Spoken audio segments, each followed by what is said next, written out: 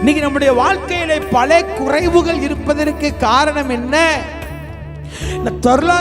பொருளாதாரத்தில் தரித்திரத்திற்கு காரணம் என்னன்னு கேட்டா, ஆண்டவர் சொல்லுகிறார், நீ எனக்கு பயப்படவில்லை.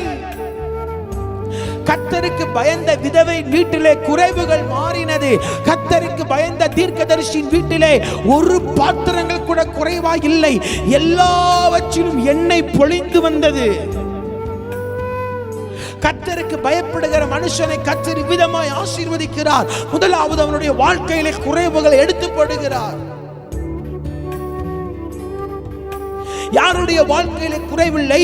கர்த்தருக்கு பயப்படுகிறவருடைய வாழ்க்கையில். இரண்டாவது, சிங்கக்குட்டிகள் தாழ்ச்சி அடைந்து பட்டினியாய் கிடைக்கும். கர்த்தரை தேடுகிறவர்களுக்கு ஒரு நன்மையும் குறைவுபடாது. கர்த்தருக்கு பயப்படுகிறவன், கர்த்தரை தேடுகிறவன், கர்த்தரை தேடுகிறவன், கர்த்தருக்கு பயப்படுகிறவன். பயந்தவனால கர்த்தரை தேடாமல் இருக்க முடியாது, தேடுகிறவனால கர்த்தருக்கு பயப்படாமல் இருக்க முடியாது. இது ரெண்டுமே ஒன்றை ஒன்று சந்திக்கும் பொழுது உன்னுடைய வாழ்க்கையிலே ஒரு நன்மையும் கர்த்தர் குறைவுபட விட மாட்டார்.